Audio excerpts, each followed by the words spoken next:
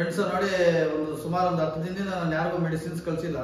ಸುಮಾರು ಕೊರಿಯರು ಒಂದು 20 ಆರ್ಡರ್ ಆಗೋಷ್ಟು ಪೆಂಡಿಂಗ್ ಇತ್ತು. ಐಟಮ್ಸ್ ಖಾಲಿ ಆಗೋಗ್ಬಿಟ್ಟಿತ್ತು. ಚೆನ್ನೈಯಲ್ಲಿ ಸೈಕ್ಲೋನ್ ಇದ್ದಿದ್ದ ಕಾರಣದಿಂದ ಅಲ್ಲಿ ಮೆಟೀರಿಯಲ್ಸ್ ಬಂದಿಲ್ಲ, ಅಂಗಡಿಗೆಲ್ಲ ನೀರು ಹೋಗಿದೆ ಅಂತೇಳಿ. ಈಗೆಲ್ಲ ಸುಮಾರು ಒಂದು 40 kg ಅಷ್ಟು ಐಟಮ್ಸ್ ತರಿಸಿದ್ದೀನಿ.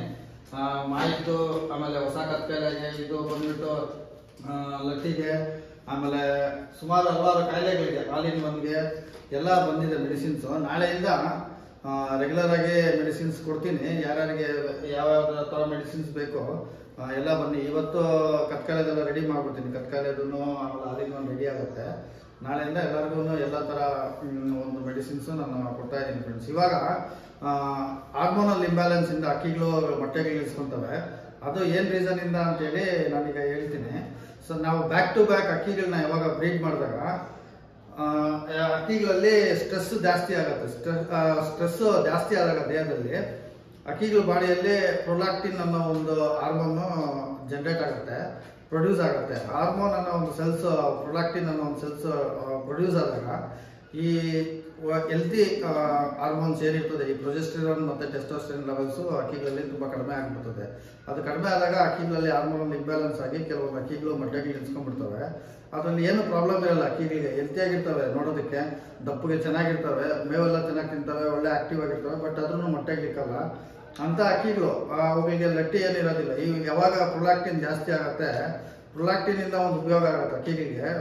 ಮರಿಗಳಿಗೆ ಕಟ್ಟುವಾಗ ಹೊಟ್ಟೆಯಲ್ಲಿ ಫುಡ್ ಕಾರ್ಪ್ ಅಂತೇಳಿ ಒಂದು ಮಾಲ್ಟ್ ಪ್ರೊಡ್ಯೂಸ್ ಮಾಡ್ಕೊತವೆ ಮರಿಗಳಿಗೆ ಕಕ್ಕೋದಕ್ಕೆ. ಅದು ಪ್ರೊಲಾಕ್ಟಿನಿಂದ ಒಂದು ಪ್ರೊಡ್ಯೂಸ್ ಆಗುವಂಥ ಒಂದು ಫೀಡ್ ಅದು ಮರಿಗಳಿಗೆ. ಓವರ್ ಆಗಿ ಪ್ರೊಲಾಕ್ಟಿನ್ ಜಾಸ್ತಿ ಆದಾಗ, ಪ್ರೊಡ್ಯೂಸ್ ಆದಾಗ ಬಾಡಿಯಲ್ಲಿ ಯಾವಾಗ ಅದು ಜಾಸ್ತಿ ಆಗುತ್ತೆ ದೇಹದಲ್ಲಿ, ಅವಾಗ ಅದು ಹೊರಗಡೆ ಹೋಗಿ ಫ್ಯಾಟ್ ಆಗಿ ಕನ್ವರ್ಟ್ ಆಗಿ ಲಟ್ಟಿ ಥರ ಕಟ್ಕೊಂಡ್ಬಿಡ್ತದೆ. ಅದನ್ನು ಯಾವ ರೀತಿ ನಾವು ಹಾರ್ಮೋನಲ್ ಇಂಬ್ಯಾಲೆನ್ಸ್ ಮಾಡಬೇಕು ಅಂತ ಹೇಳಿದ್ರೆ, ಇಂಬ್ಯಾಲೆನ್ಸ್ನ ಸರಿ ಮಾಡಿಸ್ಕೋಬೇಕಂತ ಹೇಳಿದ್ರೆ, ಈ ಮುಟ್ಟಿದ್ರೆ ಮುನಿ ಸೊಪ್ಪು, ಇದು ಟಚ್ ಮೀ ನಾಟ್ ಅಂತ ಬಂದಿದ್ದಾರೆ ಇದರಲ್ಲೇ ಇದು. ಆಮೇಲೆ ನೋಡಿ, ಇದು ವೈಟೆಕ್ಸ್ ನಿರ್ಗುಂಡಿ ಅಂತ, ಇದು ಹಿಂದಿಯಲ್ಲಿ ನಿರ್ಗುಂಡು ಅಂತ ಕರೀತಾರೆ. ಇವೆರಡೂ ಕಾಂಬಿನೇಷನ್ನು ತುಂಬ ಚೆನ್ನಾಗಿ ಕೆಲಸ ಮಾಡ್ತಾರೆ. ಎರಡನ್ನೇ ಸ್ವಲ್ಪ ಚಕ್ಕೆ ಈಕ್ವಲ್ ಆಗಿ ಒಂದೊಂದು ಸ್ಪೂನ್ ಮುಟ್ಟಿದ್ರೆ ಮುನಿ ಸೊಪ್ಪು, 1 ಸ್ಪೂನ್ ವೈಟೆಕ್ಸ್ ನಿರ್ಗುಂಡಿ ಹಾಕ್ಕೊಂಡು, ಅರ್ಧ ಸ್ಪೂನ್ ಚಕ್ಕೆ ಹಾಕ್ಕೊಂಡು ಚೆನ್ನಾಗಿ ಮಿಕ್ಸ್ ಮಾಡಿ ಪೌಡ್ರ್ ಮಾಡಿಕೊಂಡು ಜೇನುತುಪ್ಪದಲ್ಲಿ ಗೋಲಿ ಮಾಡಿ ಬೆಳಗ್ಗೆ ಸಾಯಂಕಾಲ ಕೊಡ್ತಾ ಬಂದರೆ ಈ ಅಕ್ಕಿಗಳಲ್ಲಿ ಆಗಿರುವಂಥ ಒಂದು ಹಾರ್ಮೋನಲ್ ಇಂಬ್ಯಾಲೆನ್ಸು ಬ್ಯಾಲೆನ್ಸ್ ಆಗುತ್ತೆ. ಬ್ಯಾಲೆನ್ಸ್ ಆದಾಗ ಅಕ್ಕಿಗಳು ಆಟೋಮೆಟಿಕ್ ಆಗಿ ಮೊಟ್ಟೆಗೆ ಬರ್ತವೆ. ಸುಮಾರು ಅಕ್ಕಿಗಳು ನೋಡಿದ್ದೀನಿ ನಾನು, ಬ್ಯಾಕ್ ಟು ಬ್ಯಾಕ್ 2 ಸೆಟ್ ಮರಿ ಮಾಡ್ತವೆ. ಆಮೇಲೆ 3ನೇ ಸೆಟ್ಗೆ ಮೊಟ್ಟೆಗಳು ಇಕ್ಕೋದಿಲ್ಲ, ಹೆಲ್ತಿಯಾಗಿರ್ತವೆ ಬರ್ಡ್ಸು, ಏನು ಸಮಸ್ಯೆ ಇರೋದಿಲ್ಲ. ಅದು ಬಂದ್ಬಿಟ್ಟು ಹಾರ್ಮೋನಲ್ ಇಂಬ್ಯಾಲೆನ್ಸಿಂದ ಬರೋದು.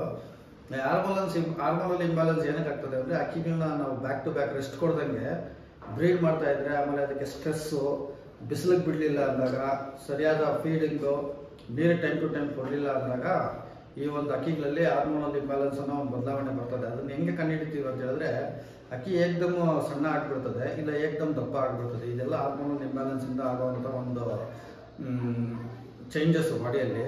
ಅಕ್ಕಿಗಳದ್ದು ಕ್ಯಾರೆಕ್ಟರು ಕೆಲವೊಂದು ಸತಿ ಚೇಂಜ್ ಆಗಿಬಿಡ್ತದೆ. ಮೊನ್ನೆ ನಮ್ಮ ಸಬ್ಸ್ಕ್ರೈಬರ್ ಒಬ್ರು ಹೇಳಿದ್ರು, ಅಕ್ಕಿ ಮೊದಲು ಗುಮಾಯಿಸ್ತಾನೆ ಇರಲಿಲ್ಲ ಸರ್, ಅದಕ್ಕೆ ಬರೀ ಆಡೋ ಕೈಯಲ್ಲಿತ್ತು.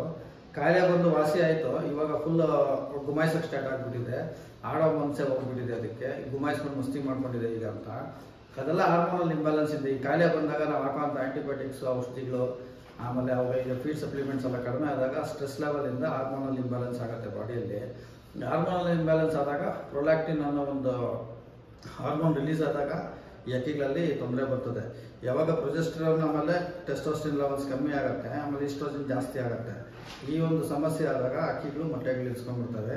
ಇದನ್ನೆಲ್ಲ ಬ್ಯಾಲೆನ್ಸ್ ಮಾಡಬೇಕು. ಪ್ರೊಲಾಕ್ಟಿನ್ನು, ಈಸ್ಟ್ರೋಜನ್ನು, ಆಮೇಲೆ ಪ್ರೊಜೆಸ್ಟೆರಾನ್, ಆಮೇಲೆ ಟೆಸ್ಟೋಸ್ಟೆರಾನ್ ಅಂತ ಹೇಳ್ತಾರೆ. ಇವೆಲ್ಲ ಹಾರ್ಮೋನ್ಸು ಬ್ಯಾಲೆನ್ಸ್ ಆಗಿದ್ದಾಗ ಅಕ್ಕಿಗಳು ಹೆಲ್ತಿಯಾಗಿರ್ತವೆ, ಮೊಟ್ಟೆಗಳನ್ನು ಟೈಮ್ ಟು ಟೈಮ್ ಕೊಡ್ತವೆ. ಸೊ ಇವೆರಡನ್ನೂ ನೀವು ಯೂಸ್ ಮಾಡಿಕೊಂಡ್ರೆ ಅಕ್ಕಿಗಳಲ್ಲಿ ಬೇಗ ಚೇಂಜಸ್ ನಿಮಗೆ ಗೊತ್ತಾಗುತ್ತೆ ಫ್ರೆಂಡ್ಸ್.